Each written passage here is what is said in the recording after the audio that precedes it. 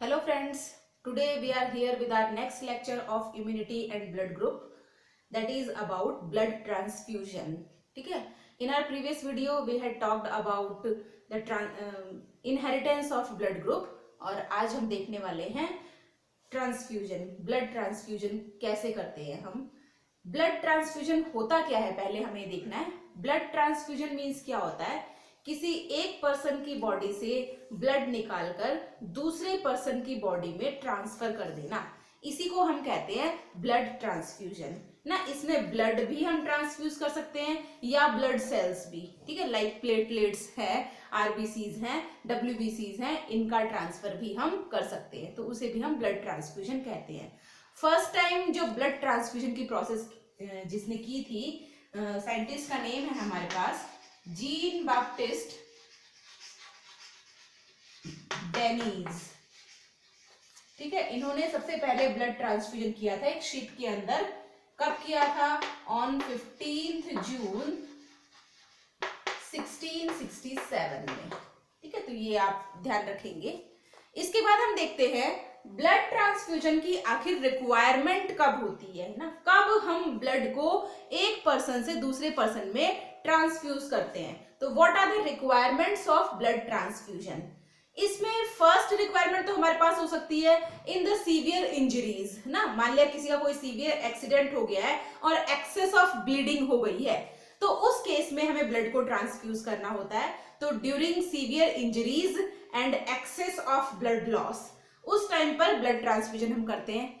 Secondly, during extreme deficiency of blood in the body, यदि हमारी body के अंदर बहुत ज्यादा ब्लड की डेफिशिएंसी हो गई है तो उस केस में भी ब्लड के ट्रांसफ्यूजन की जरूरत पड़ती है. इसके अलावा ड्यूरिंग मेजर सर्जरीज ना, बहुत सारी सर्जरीज जब हमारी होती हैं तो मेजर सर्जरीज में भी काफी सारा ब्लड लॉस होता है, तो उस टाइम पर भी हमें ब्लड ट्रांसफ्यूजन की रिक्वायरमेंट हो सकती है. इसके अलावा हीमोफीलिया के केस में ना, हीमोफीलिया एक डिजीज है जिसमें ब्लड की क्लॉटिंग नहीं होती है, तो उस डिजीज के अंदर भी यदि एक माइनर कट भी हमें लग जाता है तो उस टाइम पर ब्लड हमारी बॉडी से फ्लो करने लग जाता है और क्लॉटिंग वहां पर नहीं होती है. It is a type of genetic disorder. तो उस केस में भी हमें क्या करना होता है, ब्लड ट्रांसफ्यूज करना होता है. इसके अलावा हमारी बॉडी में एक और डिजीज होती है, that is called as sickle cell anaemia, जिसमें हमारी आरबीसीज सिकल शेप्ड हो जाती हैं. तो इस डिजीज में भी ब्लड ट्रांसफ्यूजन की रिक्वायरमेंट हमें पड़ती है. ठीक है, तो इस तरह से ब्लड ट्रांसफ्यूजन की रिक्वायरमेंट के काफी सारे, कई बार प्लेटलेट्स की डेफिशिएंसी हमारी बॉडी में हो जाती है. जैसे आप देखते हैं डेंगू डिजीज होती है तो उसमें प्लेटलेट्स की डेफिशिएंसी हो जाती है, तो उस केस में प्लेटलेट्स भी ट्रांसफ्यूज करना पड़ सकती है. तो ये सारी कुछ रिक्वायरमेंट्स हैं जिसके लिए ब्लड ट्रांसफ्यूजन की जरूरत पड़ती है. दूसरा हमारे पास आता है what is the process of blood transfusion. ठीक है, ब्लड ट्रांसफ्यूजन की प्रोसेस क्या है, कैसे हम किसी एक पर्सन का ब्लड दूसरे पर्सन में ट्रांसफ्यूज करते हैं. तो सेकंड है हमारे पास प्रोसेस ऑफ ब्लड ट्रांसफ्यूजन. इसमें सबसे पहले हम डोनर की बॉडी से ब्लड लेते हैं. ठीक है, पहले उसका ब्लड ग्रुप चेक किया जाता है. आफ्टर दैट उसमें ये चेक किया जाता है कि भाई ब्लड में कोई डिजीज कॉजिंग एजेंट तो नहीं है, कोई पैथोजन तो नहीं प्रेजेंट है, उसे कोई जेनेटिक डिसऑर्डर तो नहीं है, या फिर उसे कोई बहुत क्रोनिक डिजीज नहीं है. ये सारा चेक करने के बाद जो डोनर है उस डोनर की बॉडी से ब्लड को निकाला जाता है इंट्रावीनसली. ठीक है, इंट्रावीनसली हम डोनर बॉडी से ब्लड को निकालते हैं कैन्यूला की हेल्प से, और उस ब्लड को एक एंटीकोएगुलेंट वाले एयर टाइट बैग में रखते हैं. ठीक है, एंटीकोएगुलेंट का मतलब होता है एक ऐसा प्रोटीन, एक ऐसा सब्सटेंस जो ब्लड को क्लॉट नहीं होने देता. जैसा कि हमारी बॉडी में नेचुरली प्रेजेंट होता है हिपेरिन प्रोटीन, जो कि हमारी ब्लड वेसल्स में बहते हुए ब्लड को क्लॉट नहीं होने देता है. तो इस टाइप के एक एंटीकोएगुलेंट का यूज करके हम एक contaminated, well sterilised, non contaminated pouch के अंदर उस ब्लड को स्टोर करते हैं.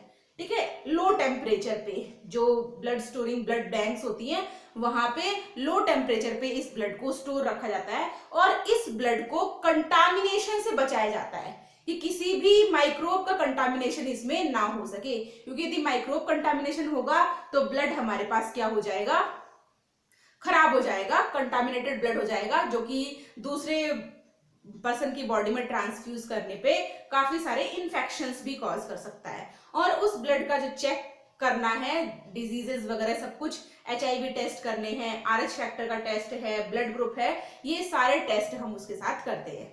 इसके बाद जब हमें इस ब्लड को डोनर की बॉडी में रेसिपिएंट की बॉडी में ट्रांसफ्यूज करना होता है, उस केस में वेयर हाउस से ट्रांसफ्यूजन के ऑलमोस्ट 30 मिनट्स पहले ही इस ब्लड को बाहर निकाला जाता है to prevent it from contamination. ठीक है, तो 30 मिनट्स पहले हम वेयर हाउस से इस ब्लड को निकालते हैं और कैन्युला की हेल्प से ही रेसिपिएंट की बॉडी में भी ट्रांसफर करते हैं। सेम रेसिपिएंट का भी ब्लड ग्रुप चेक किया जाता है, ABO ब्लड ग्रुपिंग उसमें चेक करते हैं, RH एंटीजन चेक किया जाता है। इसके अलावा कोई डिजीज, कोई क्रोनिक डिजीज उसमें ना हो, HIV जैसी, हेपेटाइटिस जैसी कोई डिजीज उसमें ना हो, ये सारे डिजीजेस को चेक करने के बाद उस डोनर का ब्लड रेसिपिएंट की बॉडी में with the help of cannula transfuse किया जाता है। ये जो ट्रांसफ्यूजन है बेसिकली हमारे पास 2 टाइप्स का हो सकता है। ठीक है, 2 types of transfusion is there, that is allogenic transfusion and autogenic transfusion. ठीक है, एलोजेनिक ट्रांसफ्यूजन का मतलब होता है एक पर्सन का ब्लड दूसरे पर्सन की बॉडी में ट्रांसफ्यूज करना। ठीक है, मींस 2 डिफरेंट पर्सन हमारे पास है, एक पर्सन का ब्लड जब हम दूसरे पर्सन की बॉडी में ट्रांसफ्यूज करते हैं तो इस मेथड को हम कहते हैं एलोजेनिक ट्रांसफ्यूजन। और ऑटोजेनिक ट्रांसफ्यूजन में क्या होता है, अपना खुद का ही ब्लड अपनी बॉडी में ही ट्रांसफ्यूज करते हैं। ठीक है, ऑटो मींस होता है सेल्फ, तो सेल्फ ब्लड ट्रांसफ्यूजन की प्रोसेस जो होती है उसको हम कहते हैं ऑटोजेनिक ट्रांसफ्यूजन। तो 2 types of transfusion is there. Nextly हम देखते हैं what are the precautions that takes place during the blood transfusion.